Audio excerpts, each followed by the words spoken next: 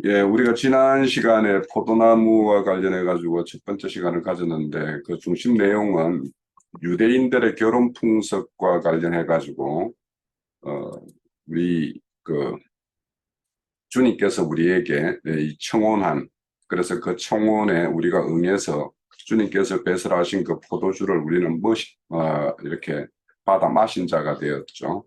그래서 주님과 함께 그는 혼인 언약, 약혼 관계에 들어가 있는 것이 우리 신앙생활의 시작이다라고 이렇게 말씀드렸던 것 같아요. 그래서 하나님의 어떤 구속과 구원에 대한 것을 이런 본인 의식에 이렇게 비유해서 그 포도주 잔을 이렇게 마시는 걸로 이렇게 시작을 했습니다. 그래서 주님께서 이 땅에 오셔서 그 사역한 것은 포도주로부터 시작해서 포도주로 이렇게 마치는 것으로 이렇게 말씀드렸는데, 첫 번째가 이제 가나의 혼인잔치 때 주님께서 이렇게 잔치 마지막에 이렇게 배설하신 그 포도주를 다들 이렇게 맛있는 포도주를 이렇게 즐겨 마셨던 거, 그렇게 시작이 되었고, 오늘 이제 드릴 말씀은 이제 그 마지막 유월절에 주님께서 유월절 마지막 음식을 먹고 난 다음에 유월절을 기념하는 그 포도주로 이렇게 축사를 하셨죠. 그때 나의 피로 나의 피의 언약을 이렇게 체결함으로 인해 가지고 그 잔을 마신 자들과 어떤 생명적인 관계를 이렇게 확정하는 그런 어떤 걸로 이렇게 마무리를 지어가는 그런 어떤 인자 예수로서의 어떤 사역을 이렇게 마감하는 걸로 이렇게 말씀드렸던 것 같아요. 자, 오늘 그 언약의 새 언약의 어떤 포도주를 잔을 마시는 것, 그거와 관련해서 말씀을 드려볼게요.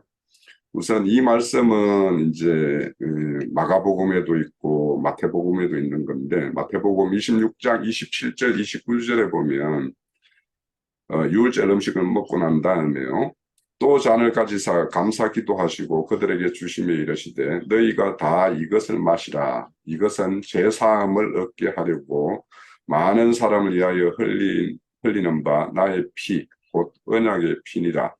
그러므로 너희에게 이르노니 내가 포도나무에서 난 것을 이제부터 내 아버지 나라에서 새 것으로 너희와 함께 마시는 날까지 마시지 아니하리라 하시니라. 자, 여기에서 이제 그 나의 피, 언약의 피라고 이렇게 말씀하셨는데, 이 피는 첫 언약 때 범한 죄로 당신의 어떤 그 피를 이렇게 발음으로, 유월절이라는 게 그렇죠. 그때 애굽의 장자들이 이렇게 사망의 어떤 건세가 이렇게 다 애굽의 장자들을 다 칠 때, 그때 어린 양의 피를 인방과 문술주에 바른 그 집은 이 사망의 재앙이 이렇게 넘어갔죠. 그래서 그것을 우리가 유월절이라고 이렇게 이야기를 하는데, 그래서 이 유월절이라는 그 피를 이렇게 마신다라는 걸 한번 생각을 해보세요. 마시면 우리는 사람이 속사람과 겉사람이 있죠. 그럼 피를 마시면 우리 속사람을 이렇게 피로 이렇게 적시죠.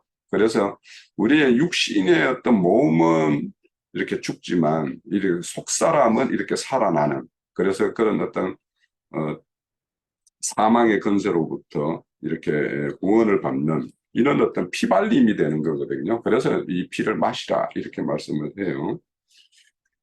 그런데 여기에서 이제 주님께서 내 아버지 나라의 새 것으로 너희와 함께 마실 때까지 이제 포도나무에서 나는 것들을 이제 마시지 않겠다라고 말씀하시는데, 이것은 이제 인자 예수로 인해서 옛 언약 아래로 오셨죠. 인자는 옛 언약 아래로 오셨어요. 그래서 옛 언약을 인자의 피 흘리심으로 이렇게 성취하시고, 그러면 이제 그 이후에는 이제 새 것으로 그 영이 되셔서 그분께서 그 영의 말씀에 의해서 펼쳐지는 천국 잔치, 그 잔치에는 새 영의 어떤 말씀으로 누림이 있는 그런 천국 잔치가 열리겠죠. 그래서 그 잔치는 새 영과 새 마음이 된 사람들만이 참여할 수 있는 것인데, 그 새 영과 새 마음이라는 것은 결국에는 첫 언약의 피인 그 포도주를 마신 자, 그 자들만이 새 영으로 영의 어떤 구속을 받고 또 그 영께서 내주하셔서 그 사람의 어떤 혼을 이렇게 새롭게 함으로 인해 가지고 함께 거할 그 철을 이렇게 장만하는 것이 바로 그 영께서 임재하셔서 이렇게 소재하고 청소하고 새로 건축하는 것이 그 영께서 하시는 일이에요. 그래서 이제 그 새 마음과 새 영과 새 마음이 된 자들만이 그 영의 말씀을 먹고 마실 수 있는 거죠. 그래서 그 새 것이라는 것은 그런 어떤 그 영의 말씀을 먹고 마시는 것을 이제 말을 합니다. 자, 이는 유월절 어린 양 피발림으로 죽음의 어떤 저주를 유월시킨 그 새 언약, 그 피의 잔을 마신 거, 그거는 유월시킨 그림자, 주님께서 십자가의 피 흘리심을 상징하는 포도주를 마심으로 피발린 자에게는 사망의 저주에서 구속으로 완성이 되었어요. 그래서 최후 만찬에서 제자들에게 특별히 유월절 행사로 후식으로 나누어 마신 포도주는 십자가에서 흘리신 피의 의미와 직접 이렇게 연결이 되는 겁니다. 그래서 이 말씀은 내 잔을 마시라 하는 것은 이 마가복음에도 똑같이 14장 24절에서 25절에 있는데 이 말씀도 새 영과 새 마음으로 이렇게 사도들이 진설하는 이 말씀의 잔치를 누리는 그 새 시대에 새 것을 마실 수 있어요. 그래서 우리는 새 시대에 참여하는 자로서 이 새 영의 말씀을 먹고 마시죠. 그래서 이것이 이제 실질적으로 요한복음에서는 내 살은 참된 양식이요 내 피는 참된 음료로다 이렇게 말씀을 해요. 내 살을 먹고 내 피를 마시는 자는 내 안에 거하고 나도 그 안에 거하나니. 그래서 주와 함께 거하는 자만이 그의 참된 양식과 참된 음료를 마실 수 있는 거죠. 자, 그리스도인은 예수님의 피, 즉 십자가의 피에 참여한 자인데 이는 예수의 십자가의 죽음과 장사와 부활에 연합하여 우리의 죽음과 장사와 부활을 그렇게 새롭게 이룬 새로운 삶을 얻은 사람이 그리스도인이에요. 그래서 또 다르게는 이런 사람들을 예수님 베푼 결혼잔치의 포도주를 마심으로 그리스도와 정혼한 신부된 새 언약에 속한 사람들이다. 그래서 신랑과 신부의 결혼식은 신부의 집에서 치러지는 혼인잔치로 완결되는 것이 아니고 신랑 집에서 최종 혼인잔치를 가짐으로써 완결되는데 그래서 우리가 계시록 19장에 보면 어린 양의 혼인잔치가 이렇게 이어지는 거예요. 그러면 지금 우리는 신부의 집에서 신랑이신 그분이 모든 비용을 이렇게 대어서 배설하신 그 잔치에 우리는 이렇게 참여했어요. 그래서 주님과 함께 혼인 약속관계에 들어간 약혼관계에 들어갔어요. 그러면 최종적으로 우리가 이제 그런 약혼관계에 들어간 그 신부로서 신부단장하는 것이 뭐냐? 우리 신앙생활이에요. 그래서 신앙생활은 전체 이제 신부단장인데 신부단장은 또 누가 하느냐? 보혜사 성령이 그분께서 오셔서 우리와 함께 신부단장을 해요. 그래서 그 영께서 오셔서 하시는 일은 각자로 보면 신부단장이에요. 그리고 그거를 이제 단체적으로 보면 이제 교회 건축이고 그리스도의 몸을 세우는 것이고 그것이 최종적으로는 이제 하나님 나라를 이렇게 건설하는 것인데 우리 각자에게는 그런 어떤 신앙생활이라는 것은 신부단장이고 그 신부단장은 우리 교회적인 언어로 말한다면 혼외구원이에요. 그러니까 혼외구원과 신부단장과 또 주님이 오셔서 거처를 장만한다라는 말과 이런 것이 같은 개념으로 이렇게 연결시켜서 이해를 가지시면 될 것 같아요. 자, 그래서 1차적으로 우리는 이제 신부 집에서 이루는 어떤 혼인잔치에서 주님께서 배설하신 그 포도주를 마신 자예요. 그러면 최종적으로 우리가 이제 신앙생활을 이제 다 마치고 어린 양의 혼인잔치까지 참여하는 자가 되어야 되는데 자, 그러면 그 내용에 대해서 좀 살펴볼게요. 인자로 오셔서 신부를 맞는 포도주를 신부되는 모든 사람에게 놓아서 그 잔을 받아 마셔 신부로 참여하기를 고대하는 것이 지금 이 시대도 주님의 어떤 바람이에요. 그러면 우리는 이미 그 잔을 마셨지만 아직도 그 잔을 마시지 않은 자들이 많이 있죠. 그래서 그 잔을 마시기를 고대하는 것이 지금도 주님의 어떤 심정인데, 이미 우리는 그 잔을 받아 마심으로 정원관계에 있는 자들은 홀로 내버려 두는 것이 아니라 보혜사 성령으로 오셔서 신부단장을 돕는 일 중에 있습니다. 이것이 이제 신앙생활이라는 거예요. 주님께서 성천, 전 하늘에 다시 오실, 그러니까 우리는 그 하늘들의 하늘들 중에 하나죠. 그렇게 그분께서 다시 오셨어요. 그분이 다시 오신 분은 또 다른 보혜사 성령으로 이렇게 오셨는데, 그분은 현재 처소를 장만하고 있어요. 우리가 주님께서 같이 함께 거할 처소로 지금 이렇게 단장을 하고 있는 중이에요. 그래서 우리가 기록된 말씀 중에 보면 하나님 보좌 우편에 앉아 계신다라는 말씀을 많이 이제 하고 있죠. 그럼 이 표현은 결국엔 바로 하늘들, 즉 구속받은 사람들의 영에 거한다라는 표현이에요. 그러면 그분이 지금 우편에 앉아 계신다라는 것은 그 우편은 구속받은 우리들을 보고 우편이라고 하는 거예요. 그럼 그 우편에 앉아서 그분은 그냥 가만히 계시느냐? 그것이 아니라 우리의 어떤 신부단장과 함께 거할 처소를 이렇게 장만하고 있는 중이죠. 자, 그래서 그것이 그 사람의 영과 거처를 이렇게 장만하기 위해서 소지하는 일과 새롭게 건축하는 일을 행하는 혼의 구원을 이루는 중이다. 이런 모든 과정은 신랑 집에 치러야 할 본인 예식을 위한 준비 과정이다. 자, 그래서 이런 과정들이 다 마치고 나면 이제 계시록 19장에 있는 어린 양의 혼인잔치에 참여자가 되는데, 그 말씀을 살펴볼게요. 계시록 19장 7절부터 보면 우리가 즐거워하고 크게 기뻐하며 그에게 영광을 돌리세. 어린 양의 혼인기약이 이르렀고 그의 아내가 자신을 준비하였으므로 그에게 빛나고 깨끗한 세마포 옷을 입도록 허락하셨으니 이 세마포 옷은 성도의 옳은 행실이로다 하더라. 천사가 내게 말하기를 기록하라. 어린 양의 혼인잔치에 청함을 받은 자들은 복이 있도다 하고 또 내게 말하되 이것은 하나님의 참되신 말씀이라 하기로. 자, 여기에 보면은 빛나고 깨끗한 세마포 옷을 입도록 허락하셨다라고 말씀해요. 그러면 이거는 구속을 받은 어떤 청결한 양심으로 진리의 말씀을 깨달아 믿어졌을 때 그 영이 거듭나고 주와 합하여 한 영이 된 세 사람들이 그 사람의 어떤 정신이 그 영의 지배를 받고 혼생명이 온전히 새롭게 되요. 그럼 그 혼생명이 새롭게 되면 그 사람은 그 혼이 그 사람의 어떤 몸을 이렇게 행하는 행실까지도 이렇게 제어를 하고 하죠. 그래서 그 영이 다스림을 받는 그 혼의 다스림을 받는 그 몸이 되었을 때 여기에서 말하는 세마포 옷을 입은 옳은 행실로 이렇게 드러나게 되죠.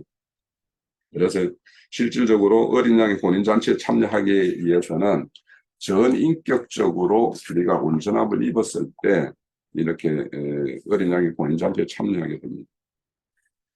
자, 이런 어린 양의 혼인잔치, 이 대관식을 이렇게 우리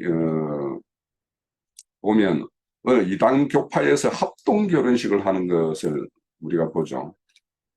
그래서 통일교 같은 경우에는 제가 이제 그 합동 결혼식을 하는 걸로 알고 있는데, 그런 것들이 결국에는 이 어린 양의 혼인잔치 이런 대관식을 이렇게 흉내내는 어떤 모양이거든요.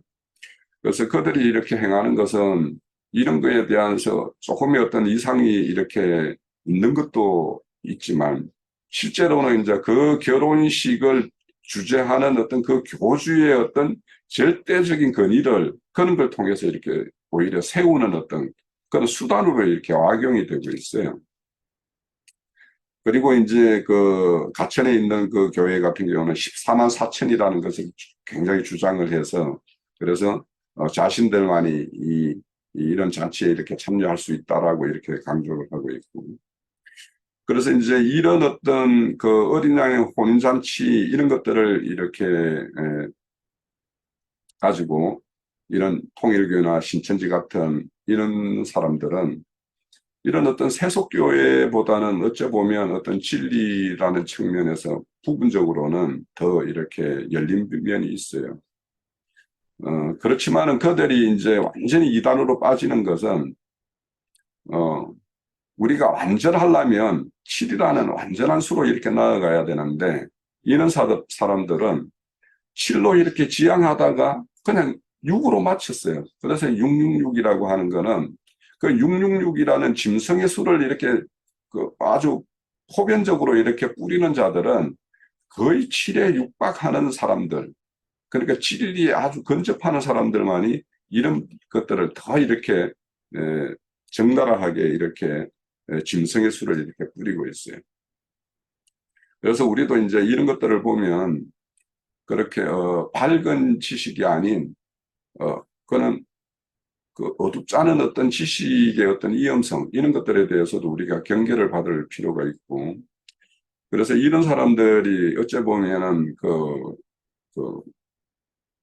헤브라임적인 어떤 그런 어떤 사고 체계에 의해서 어떤 지식을 이렇게 쫓는 그런 것들이 결국에는 사단의 앞잡이가 될 위험성이 굉장히 크기 때문에 우리는 이제 이런 지식들이 생명으로 이렇게 성화되는, 그래서 그런 어떤 것까지 이렇게 나아가는 것을 우리는 지향하고 있기 때문에 이런 자들이 행하는 것들에 대해서 우리는 밝히 이렇게 볼 수가 있죠.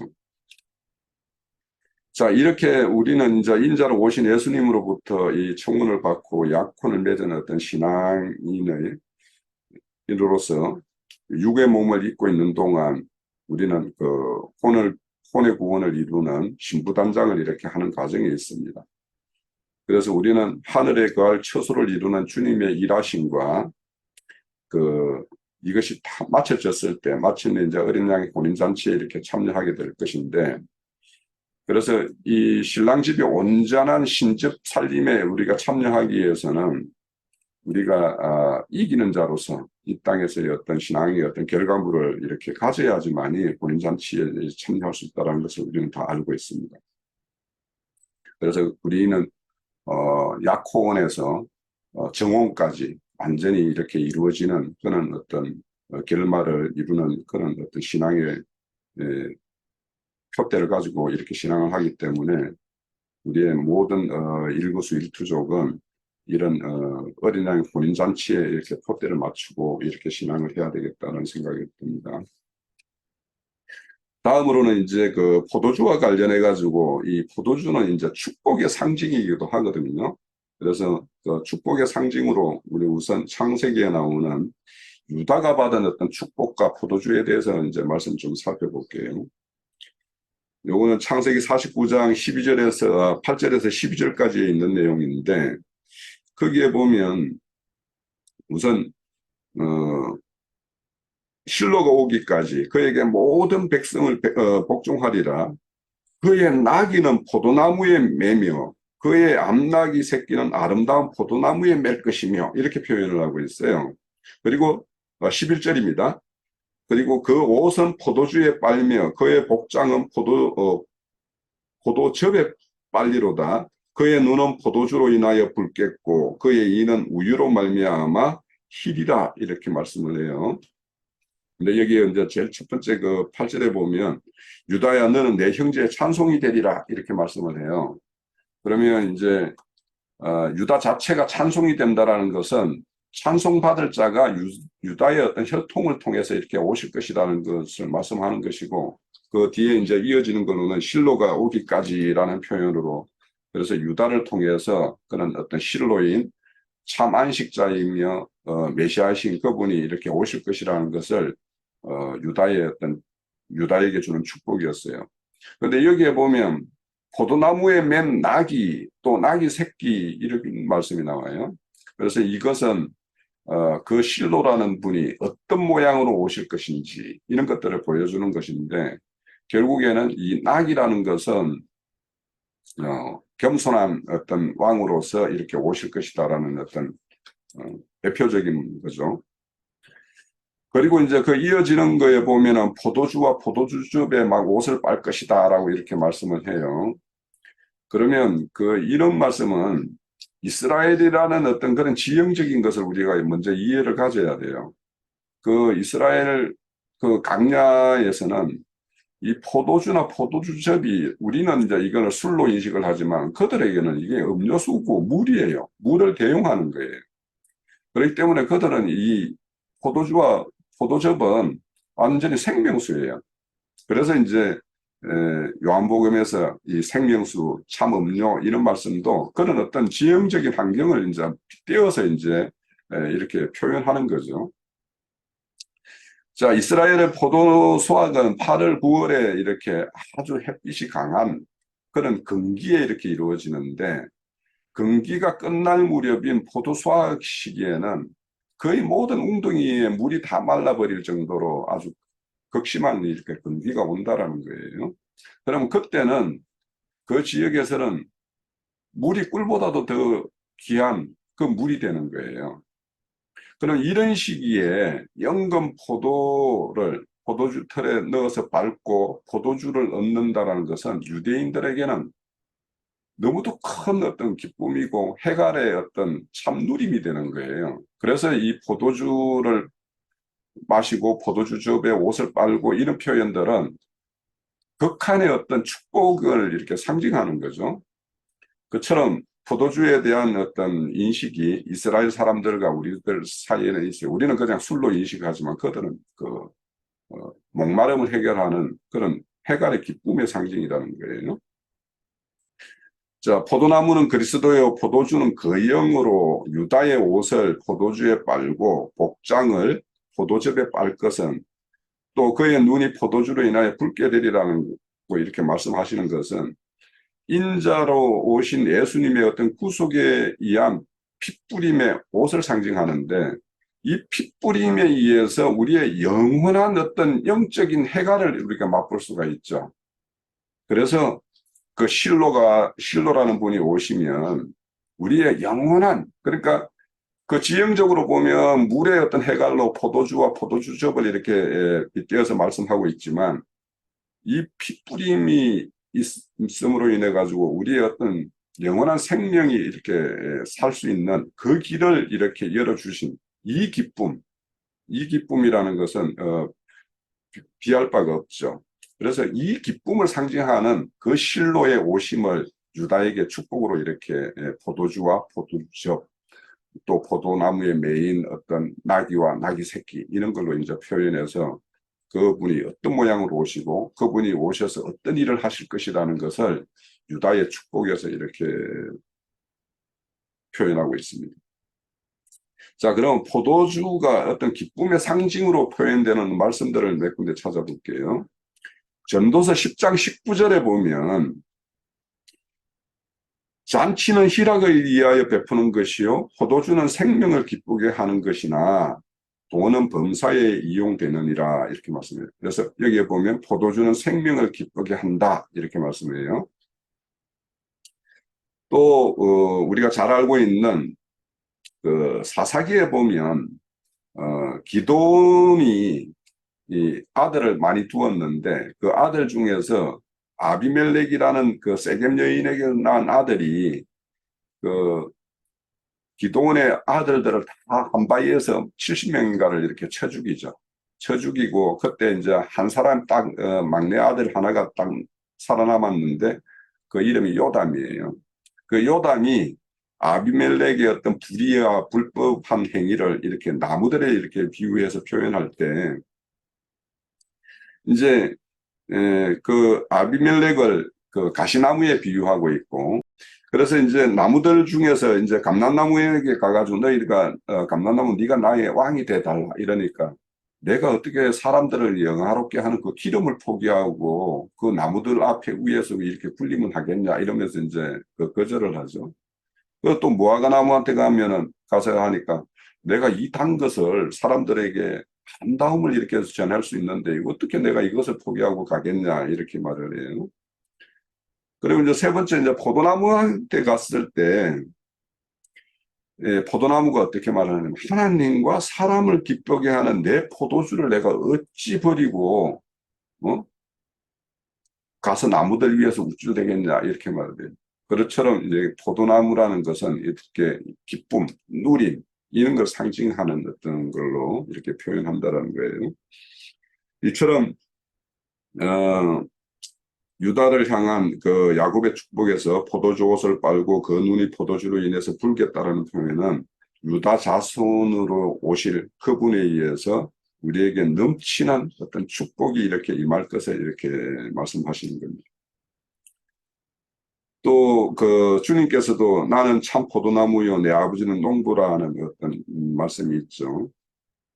그러면 이 말씀은 제자들과 함께 이 땅에서 마지막 유월절 음식을 먹고 나서 예수님 자신이 어떻게 될 것과 이런 것을 말씀하면서 이제 선언하는 거예요. 그러면 이 예수님만이 이 말은 내가 참 포도나무다라고 한 것은 예수님만이 참된 기쁨이요 만족이요 축복이 근원이 된다라는 것을 이렇게 선언하는 말씀이 나는 참 포도나무요라는 뜻이라는 거예요. 또 이제 그 포도나무가 이제 이렇게 참 포도나무가 이렇게 축복의 어떤 상징이고 그런 것이라면 이제 들포도와 독포도주 같은 경우는 이제 그 반대가 되겠죠. 이 저주의 대상이 되겠죠. 자, 그래서 우리가 이제 이 말씀 중에 보면 신명기 30장 15절에 보면 항상 보라 오늘 내가 오늘 생명과 복과 사망과 하를 내 앞에 둔다 이렇게 말을 해요. 그러니까 우리에게는 어떤 길로 가면 참 생명이신 참 포도나무를 만날 수가 있고 또 여기에서 딱 곁길로 한 발짝만 잘못 이렇게 내딛게 되면 오히려 들포도나무와 독포도주를 마심으로 인해 가지고 사망과 하를 이렇게 당할 수도 있다라는 거예요. 그래서 오늘날도 우리가 이렇게 보면 이런 어떤 곁길로 잘못 빠져서 사망과 하를 당하는 그 들포도주 나무에 이렇게 가지로워서 이렇게 매짐이 되는 그런 사람들을 수없이 볼 수 있잖아요. 자, 물론 이런 참된 기쁨과 만족과 축복이 임하는 자는 참 포도나무에 붙어 있는 자일 것이고, 그러나 참 포도나무가 아닌 소돔의 포도나무나 들포도나무에 접붙임을 받은 자는 그에 따른 응분의 어떤 처벌을 받을 거예요. 그래서 우리가 이 신명기 32장에 보면 32장 31절에서 34절에 보면 진실로 그들의 반석이 우리의 반석과 같지 아니하고 우리의 원수들이 스스로 판단하도다.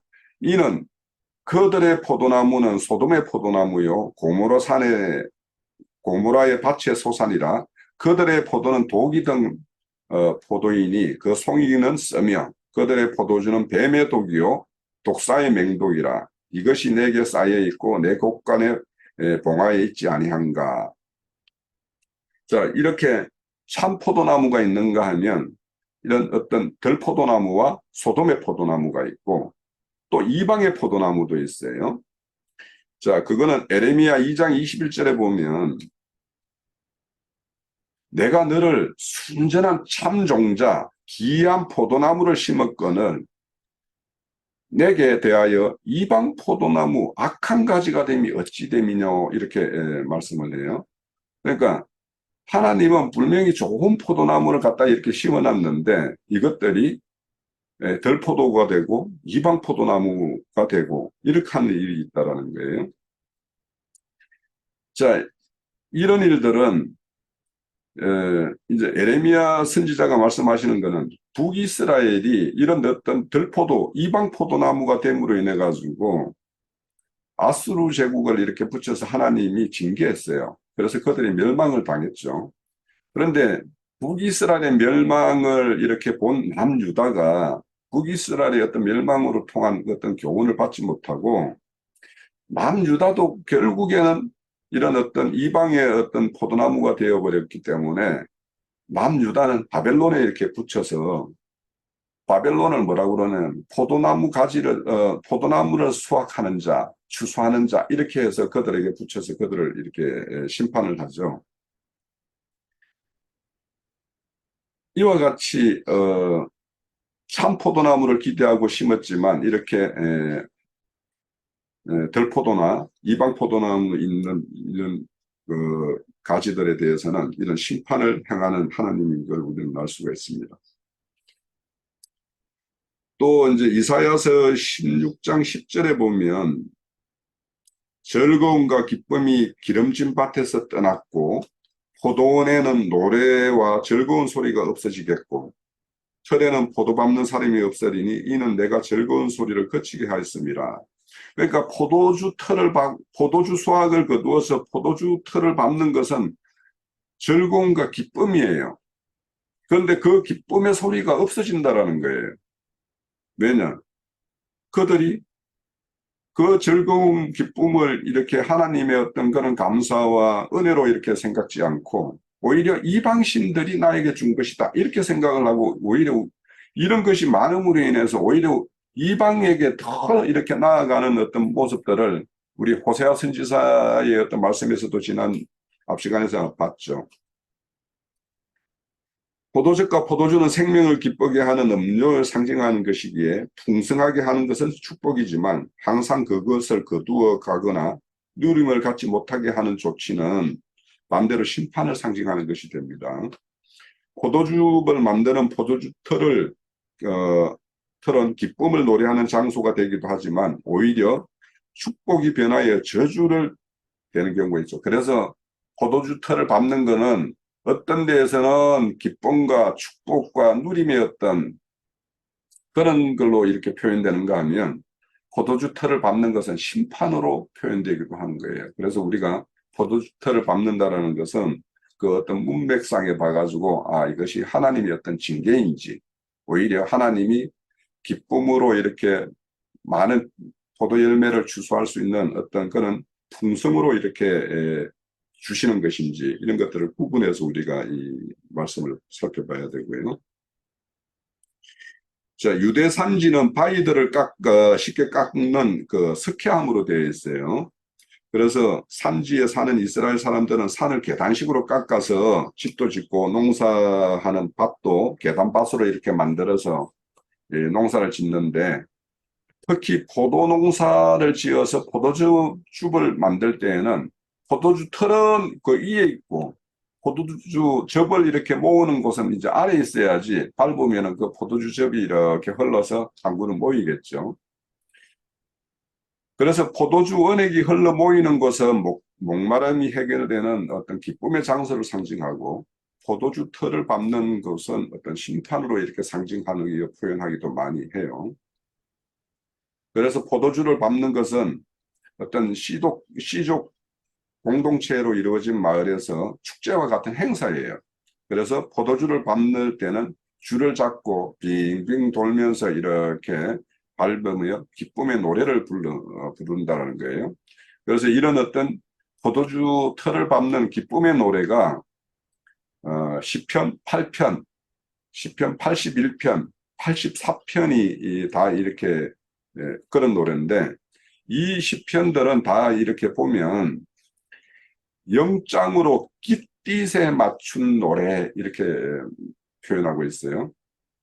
그러면 여기에서 깃딧이 무엇이냐? 이거는 이제 두 가지의 어떤 추론을 하고 있어요. 이 깃딧은 다윗에 의해서 이렇게 들여온 것이라고 이렇게 하는데 이것은 블레셋 도시 갓 지역, 갓 앙의 어떤 곳에서 이제 다윗이 여러 개월을 이렇게 지내면서 그 깃딧에 대한 어떤 것을 이렇게 익히고 이렇게 들여왔다라는 하나의 설이 있고 또 하나는 이 깃딧이라는 것이 가트라는 말에서 왔다라는 거예요. 이 가트라는 말이 뭐냐? 포도주 밟을 때 그 털 있죠, 털. 그 털이라는 뜻이 가트예요. 그래서 이 깃딧이라는 말은 제가 보건대는 이게 그렇지 않을까. 이게 악기보다는 이런 어떤 도구 같은데 포도주 털을 이렇게 밟을 때 그래서 이 포도주 털을 이렇게 뭐냐면 어떤 도구로 이렇게 퉁퉁 치면서 장단을 맞추면서 이렇게 노래하는 것이 아닌가 이런 생각이 들어요. 그래서 정확하게는 모르겠는데 좌우지간 이 새 시편을 이 포도주 틀을 밟는 그 노래에 맞추어서 이렇게 하는 노래라고 이렇게 이야기를 하기 때문에, 그러면 그 어떤 틀을 이렇게 포도주를 밟으면서 틀을 이렇게 막대기로 퉁퉁 치면서 거기에 장단을 맞춰서 이렇게 노래를 하는 것이 아닌가 이렇게 추측이 됩니다. 그래서 포도주를 밟으면서 함께 노래를 부르면 이 노래는 이웃마을에도 이렇게 들릴 만큼 큰 소리로 이렇게 내서 노래를 한다라는 거예요. 그래서 이것은 하나님께서 열국을 심판할 때도 그 소리가 우레와 같은 소리, 큰 소리가 울릴 것이다라는 거죠. 그래서 이 포도주 틀을 밟는 것은 어떤 기쁨의 노래가, 누구에게는 기쁨의 노래가 될 수도 있고 누구에게는 애가의 노래가 될 수도 있어요. 그래서 우리는 이 기쁨의 노래가 될 수 있도록 우리는 그 주의 날, 마지막 심판의 날, 이런 날에 우리가 그 기쁨의 노래가 되고, 또 우리가 계시록 15장에 보면 불붙은 바다 위에 이렇게 그 거문고를 치는 사람들이 있죠. 그런 것과 같이 하나님의 어떤 심판 때 우리는 그것이 기쁨의 노래가 되기 위해서는 우리가 이 땅에서 주님의 어떤 뜻에 따라서 어떤 그 순종의 어떤 삶을 살았을 때 우리는 기쁨의 노래에 참여하는 자가 되겠죠. 자, 이런 거와 관련해 가지고 이제 말씀이 우리가 하나 살펴볼 것이 에레미야 25장 30절 31절에 보면 좀 우리 개역개정에는 번역이 좀 요상하게 되어 있어요. 에레미야 25장 30절 31절인데요. 그러므로 너는 그들에게 이 모든 말로 예언하여 이르기를 여호와께서 높은 데서 포효하시고 그의 거룩한 처소에서 소리를 내시며 그의 초장을 향하여 크게 부르시고 세상 모든 주민에 대하여 포도 밟는 자 같이 흥겹게 노래하시리라. 요란한 소리가 땅 끝에까지 이르면 여호와께서 문민족과 다투시며 모든 육체를 심판하시며 악인을 칼에 내어 주시었습니다. 여호와의 말씀이니라. 여기 보면 포도 밟는 자 같이 흥겹게 노래한다 이렇게 번역되어 있는데 이거는 사실은 심판의 어떤 포도 밟는 자가 이렇게 흥겹게 노래할 리는 없잖아요, 그죠? 그래서 이거를 내가 이제 공동 번역이나 표준 세 번역에 보니까 이거는 흥겹게가 아니고 오히려 어르렁거리고 우습게 고함치며 이런 뜻이 맞아요. 그러니까 그 공동 번역이나 세 번역에는 이 땅의 모든 주민을 규탄하며 큰 소리를 내시며 이렇게 말씀을 해요. 그러니까 이게 흥겹게 심판을 하시는 분은 아니겠죠. 그래서 이거는 번역에 좀 뭔가 문제가 있는 듯해요. 그래서 포도주 밟는 것은 그 온 가족이 흥겹게 이렇게 즐거움에 이렇게 취해서 이렇게 부르는 이렇게 노래이기 때문에 그런 어떤 포도주 틀을 밟게 되면 그 모든 사람들이 그 포도주가 튀어서 옷들을 밟는 사람이나 그 주위에 있는 모든 사람들이 이렇게 붉게 물이 들게 되죠. 그래서 어떤 때에는 그 포도주 틀, 그러니까 유다의 어떤 그 축복 내용에 보면 그 뭐 포도주즙에 옷을 빨고 복장을 이렇게 빤다라는 이런 말들은 어떤 축복과 즐거움의 어떤 상징이라면 또 이와 같이 하나님의 어떤 심판에 의해서 이렇게 포도주를 밟고 그 피가 튀기는 것은 오히려 이제 심판을 상징하는 것이 되겠죠. 그거에 대해서는 더 명확한 것은 이사야서 63장에 보면 에돔에 대한 심판을 하시는 말씀이 나와요. 거기에 보면 이제 더 선명하게 나오죠. 자, 여기 보면 이사야서 63장 1절에 보면 에돔에서 오는 이는 누구며 붉은 옷을 입고 보스라에서 오는 이가 누구냐? 그의 화려한 의복 큰 능력으로 걷는 이가 누구냐? 그는 나이니 공의를 말하는 자요 구원하는 능력을 가진 자 아니냐? 가진 이니라. 어찌하여 내 의복이 붉으며 내 옷이 포도주 틀을 밟는 자 같으며 만민 가운데 나와 함께 한 자가 없이 내가 홀로 포도주 틀을 밟았는데 내가 노함으로 말미암아 무리를 밟았고 분함으로 말미암아 쓰므로 그들의 선열이 내 옷에 튀어 내 의복이 더 더럽혔음이니 이는 내 은수 갚는 날이 내 마음에 있고 내가 구속할 해가 왔으나 이런 말씀이 나와요. 여기에 보면은 이제 에돔에 대해서 이렇게 심판할 때 그 심판자이신 하나님께서 그 옷들이 다 이렇게 포도주즙에 의해서 붉게 이렇게 물들어 있다는 걸 표현해요. 에서는 야곱과 다른 길을 이렇게 갔죠. 그래서 그들은 어떤 거짓된 길로 불법을 행하는 자의 어떤 상징인데 오늘날 기독교계가 이 에돔의 상징으로 표현할 수가 있어요. 그래서 기독교계 사람들은 이런 심판이 믿지 않는 사람들에게만 이렇게 행하실 하나님의 심판이라고 이렇게 말하지만 실제로는 거짓되고 자칭 의인이라고 하는 자들 그들에 대해서 심판을 하는 것이 에돔에 대한 어떤 심판을 상징하고 있기 때문에 오늘날 기독교계는 이런 어떤 에돔에 대한 어떤 심판에 대해서 밝은 이상을 가져야 될 겁니다. 자, 이렇게 밟는다라는 말씀이 우리가 이제 여러 군데 나와요. 우리 신학에서도 보면,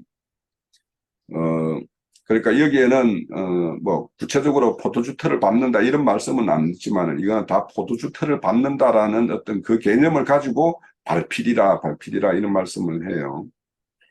그래서 누가복음 21장에도 보면, 그날에는 아이 벤 자나 젖먹이는 자들이 하가 있으리니 이는 땅에 큰 환난과 그 백성의 진노가 있겠음이로다.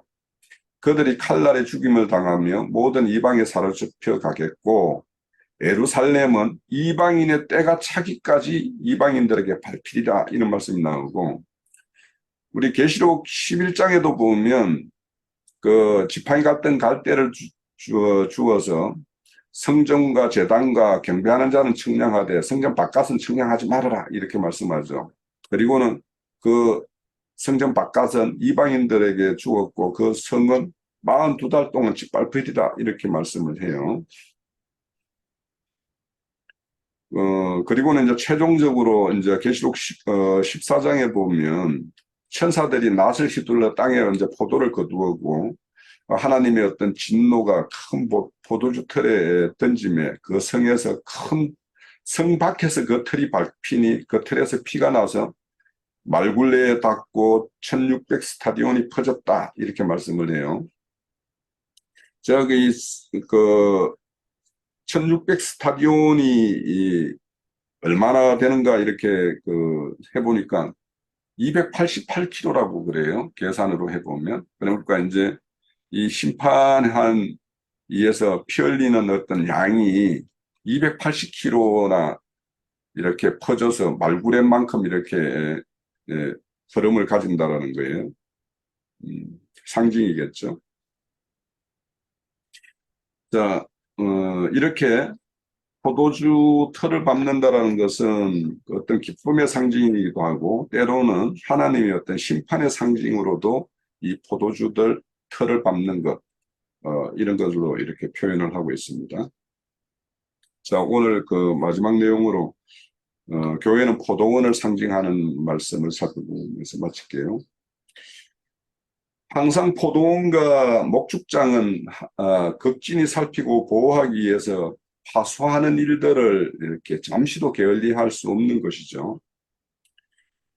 이것을 게으르게 하게 되면 금방 이렇게 항폐하게 되는데 즉 들짐승이 포도원에 들어와서 이렇게 뛰다니면 포도밭은 그냥 삽시간에 짓밟히게 되겠죠.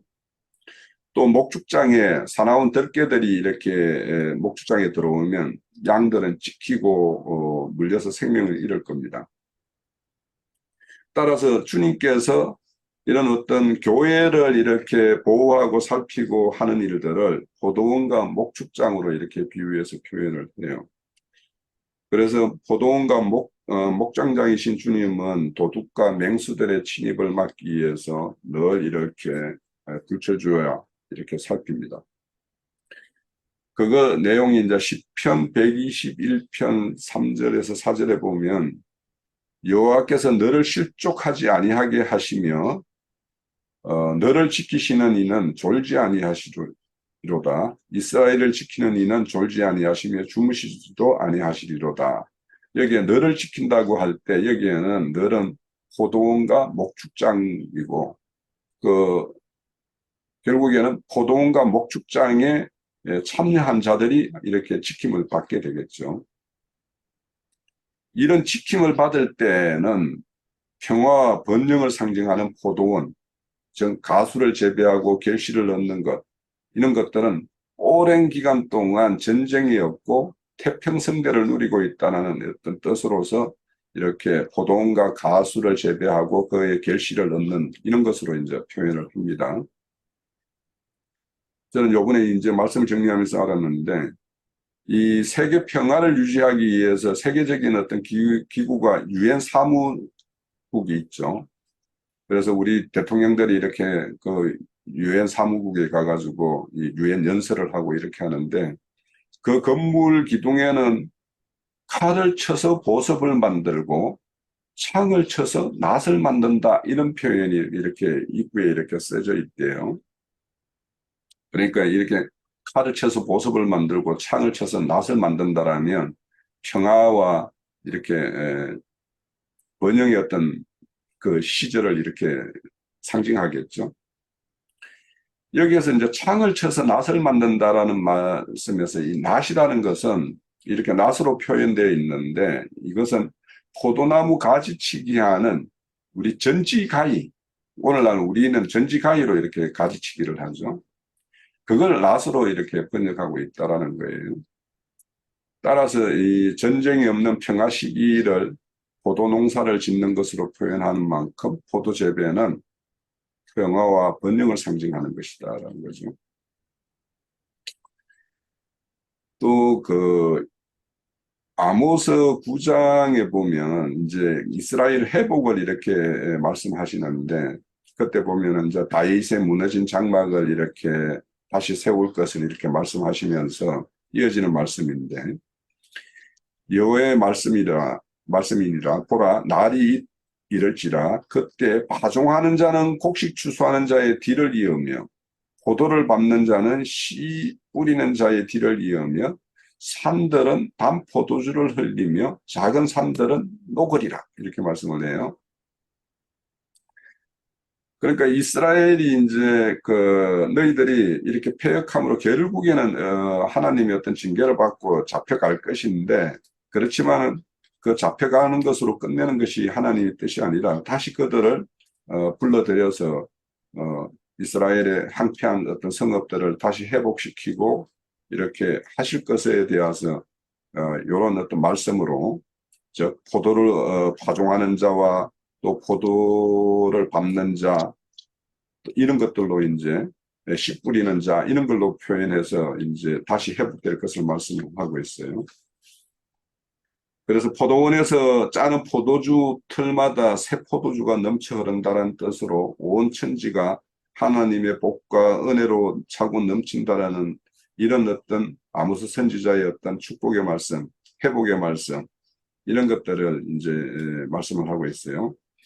여기서 산들이 단 포도주를 흘리며 작은 산들이 녹으리라고 말씀하는데 산은 포도원이 있는 구릉지역과 이렇게 동산을 말하는 것이고 그 포도원에서 포도주 접을 짜는 틀을 갖추고 있다는 것은 포도원 재배와 추수에 어떤 방해도 받지 않고 안정적으로 이렇게 농사 일을 하는 평화의 시기를 이렇게 상징한다는 뜻이에요.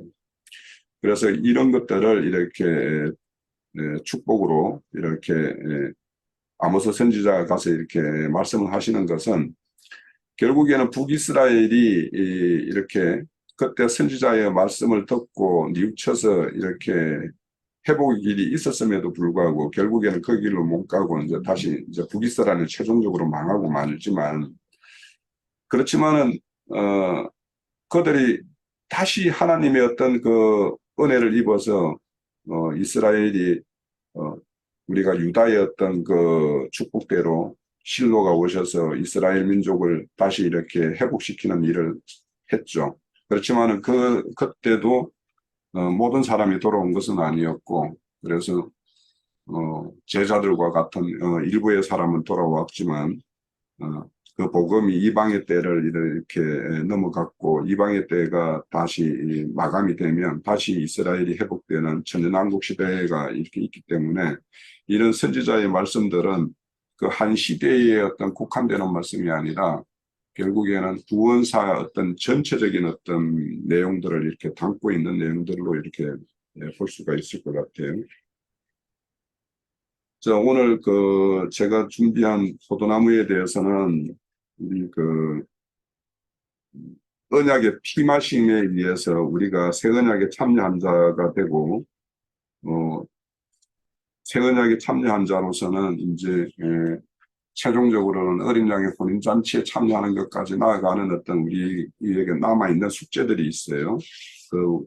그런 것들에 대해서 우리가 이성을 가지고 신앙생활을 해야 될 것 같고, 또 포도나무 포도주 틀을 밟는다는 것은 한편으로는 어떤 하나님의 어떤 풍성한 열매를 주심으로 인해서 기쁨을 누림의 어떤 상징이 되기도 하지만 그 열매들이 그 가지가 소돔의 포도나무나 들포도나무나 이방의 어떤 포도나무의 가지의 어떤 맺음이 되면 오히려 심판의 상징이 되기도 하기 때문에 우리가 이 신앙을 하면서 우리가 어떤 가지에 붙어 있는가 그거에 대해서 우리가 지금 여기에 있는 가지가 들포도나무 가지면 여기 있을 이유가 없죠. 우리가 여기에 맺는 가지가 이방의 가지라면 여기 있을 이유가 없는 거죠. 그러면 우리가 왜 여기가 참포도나무 가지에 붙은 어떤 그런 이상을 가지고 있는 그런 교회인지에 대해서 우리가 확신을 가졌을 때 우리의 어떤 신앙에 대한 어떤 확고한 어떤 터전은 이렇게 낮아진다라고 저는 생각을 해요. 우리가 다 그렇게 생각을 하고 있고 우리 김기능 묻는 집이 그런 참포도나무 즙과 포도주를 이렇게 흘려서 모든 사람들에게 이렇게 기쁨을 주는 어떤 그런 교회로 이렇게 나아가고 있다고 생각하기 때문에 우리는 이런 교회를 실행을 하고 있죠. 자, 두세 없이 말씀을 드렸는데 오늘 제 말씀을 마칠게요. 무화과나무, 어떤 무화과나무에 대해서는 축복으로 적용을 했고 어떤 무화과나무에 대해서는 저주를 이제 하나님이 예수님이 이걸 선포를 하셨기 때문에 양면 적용이 있었고 포도나무도 마찬가지다. 참포도나무이신 주님께 붙은 가지에서 맺은 포도송이들, 이제 포도송이는 교회들, 각기 교회들을 상징하는 거기 때문에 거기엔 축복이 임하지만